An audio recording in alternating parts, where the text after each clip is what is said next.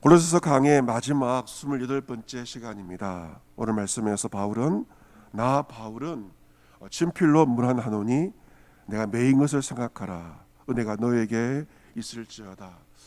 2000년 전 사도 바울의 목소리를 듣는 것 같은 말씀입니다. 내가 매인 것을 생각하라. 은혜가 너에게 있을지어다. 바울은 지금 자신의 친필로 문안 인사를 하고 있습니다. 아마 바울은 이 골로새서를 디모데를 통하여서 받아 적게 한 것으로 보여집니다. 하지만 이 편지를 마무리하면서 그 마무리는 자신이 친필로 직접 합니다. 요즘에 사인을 하는 것과 마찬가지입니다. 친필로 적는 것은 이 편지가 나의 편지이다. 내가 불러주어 기록되었지만 나의 편지임을 확증하는 의미에서 친필로 적습니다. 그리고 친필을 적는 것은 골로새 교회 성도들을 향한 자신의 따뜻한 마음과 사랑과 안부를 전하고 있습니다. 바울은 친필로 문안하면서 무엇을 말합니까? 성도들에게 말하기를 내가 매인 것을 생각하라 라고 말합니다. 지금 그런 복음을 증가하기 위해서 자신의 잘못이 아니라 복음을 전하다가 감옥에 있습니다. 복음을 전하다가 사도의 직분을 감당하려다가 감옥의 고난 가운데 있습니다. 바울은 말합니다. 내가 지금 매여 있다. 감옥에 있는 고난 중에 있는 나 자신을 잊지 말라라고 말하고 있습니다. 비록 우리가 떨어져 있지만 나를 잊지 말아다오. 내가 매인 것을 생각하라 라고 말하고 있습니다. 내가 그리스도의 고난에 동참한 것처럼 너희들 역시 나와 함께 그리스도의 고난에 동참해야 한다. 직분을 감당하다가 말씀을 전하다가 고난도 받지만 나와 함께 고난에 동참해 다오. 내가 매인 것을 생각하라의 의미입니다. 이제 바울은 또 마지막으로 무엇을 말하고 있는가? 은혜가 너에게 있을지어다. 이것이 바울의 마지막 인사입니다. 축복입니다. 하나님의 은혜가 그들 가운데 있을 것을 기원하고 축복합니다. 예배 마지막에 축도가 있는 것처럼 바울 항상 이 마지막을 축복으로 마무리를 하고 있습니다. 바울이 골로새 편지를 쓰면서 성도들에게, 골로새 성도들과 그리고 그 주위에 있는 성도들, 그리고 지금 우리에게 기원하고 있는 한 가지는 무엇입니까? 그것은 바로 은혜입니다. 은혜가 너에게 있을지어다. 여러분, 그리스도인들은 은혜로 시작했습니다. 왜냐하면 은혜로, 하나님의 은혜로 구원받았기 때문입니다. 골로새서 1장 6절에서 바울은 말하기를 이 복음이 이미 너에게 이르매 너희가 듣고 참으로 하나님의 은혜를 깨달은 날부터 너희 중에서와 같이 또한 온 천하에서도 열매를 맺어 자라는도다라고 말하고 있습니다. 하나님의 구원은 어떻게 시작되는가? 복음의 말씀을 듣고 하나님의 은혜를 깨달음으로 말미암아 하나님의 구원의 역사가 시작이 됩니다. 그런데 이 은혜는 한 번으로 그쳐지는 것이 아니라 은혜가 유지가 되는 것이고 열매를 맺어서 자라게 된다는 것입니다. 구원의 은혜를 받을 때도 은혜가 필요하지만 이 세상을 살아갈 때도 우리에게도 역시 하나님의 은혜가 필요합니다. 그러기에 바울은 골로새 성도들에게 또 지금 우리에게 무엇을 기원하고 있는가? 하나님의 은혜를 빌고 있고 은혜를 기원하고 있습니다. 당시 골로새 교회는 외부적인 로마 제국의 박해 상황 가운데 있었습니다. 또한 내부적으로는 거짓 교사가 교회에 침투해서 교회가 굉장한 내부적인 갈등 가운데 있었습니다. 누가 진짜인지 누가 가짜인지 모르는 내부적인 갈등, 그리고 외부적인 제국의 박해가 있는 참 어려운 상황이었습니다. 그런데 바울은 무엇을 기원하고 있는가? 너에게 무엇이 있을지어다? 은혜가 있을지어다.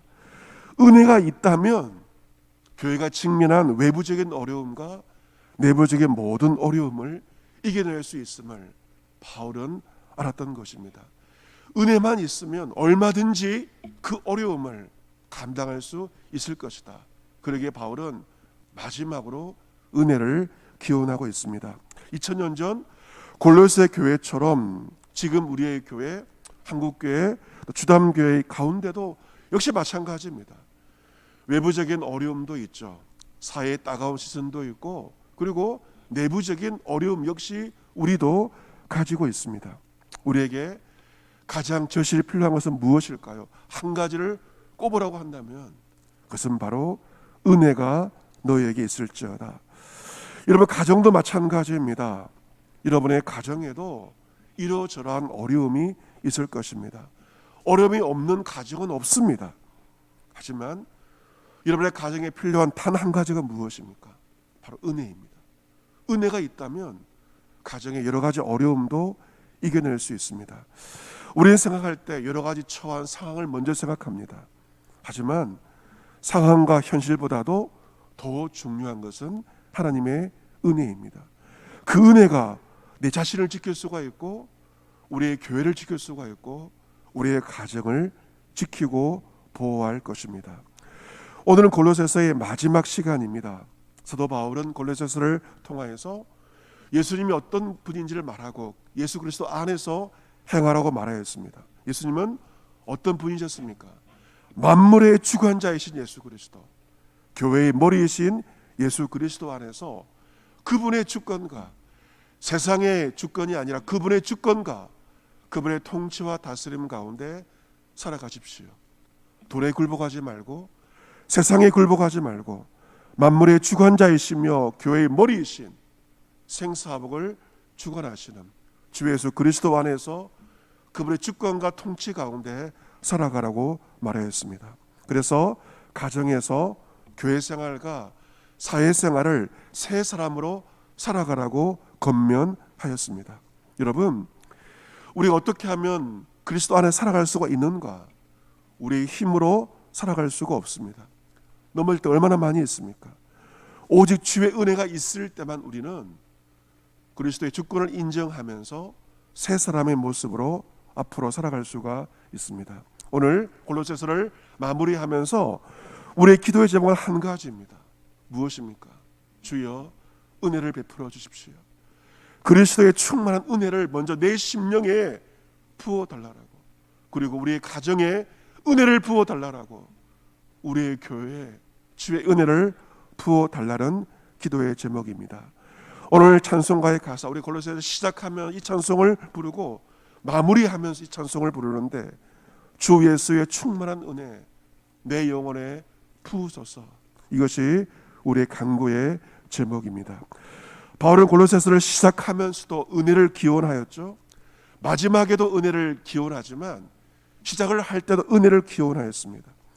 바울은 어려움 가운데 성도들에게 돈 많이 벌라고, 대박 나라고 기원하지 않았습니다. 은혜가 있기를, 은혜가 있을 때 평강이 있기를 기원하였습니다. 그런데 그 은혜와 평강의 출처가 어디입니까? 바로 하나님 아버지로부터, 예수 그리스도부터 그 은혜가 우리에게 임하는 것입니다. 우리가 사는 이 세상, 아무리 인터넷을 검색해 봐도, 눈을 찾아봐도 은혜가 없고 평강이 없습니다. 여러분, 세상의 소식들 몇 시간만 검색해 보세요. 머리가 지끈지끈 아파옵니다. 살아갈 소망이 없. 왜냐하면 세상에는 은혜가 없고 은혜를 뺏는 일들만 세상에 가득하고 평강을 뺏는 일들만 세상에는 가득한 것입니다. 오직 하나님께서만 받을 자격이 없는 우리에게 호의를 베푸시고 충만한 은혜를 우리 심령 가운데 허락하십니다. 지금 이 시대에 부족한 한 가지는 바로 은혜이며 평강이기에 우리의 심령이 지금 가라앉은 상태로 있는 것입니다. 가정에도 은혜가 넘칠 때, 교회도 은혜가 넘칠 때, 무엇보다도 내 심령에 그리스도의 은혜가 넘칠 때 우리는 은혜로 모든 어려움을 이겨낼 수가 있고 그리스도의 평강 가운데 이 세상을 살아갈 수가 있을 것입니다. 사랑하는 성도 여러분, 골로새서의 시작도 은혜이고 마지막도 은혜입니다. 이 새벽 오직 주의 은혜만을 사모하고 간구하시기를 바랍니다. 그리하여 우리의 삶에 외부적인 어려움도 있고 내부적인 갈등 다 있습니다. 하지만 안팎의 어려움이 있지만 우리에게 부어주시는 주님의 은혜와 주의 평강 가운데 우리가 직면한 안팎의 어려움을 이겨내고 그리스도 안에서 행하며 나아가 그리스도의 남은 고난에 동참할 수 있는 저와 여러분 모두가 될 수 있기를 주 예수 그리스도의 이름으로 축복합니다. 아멘.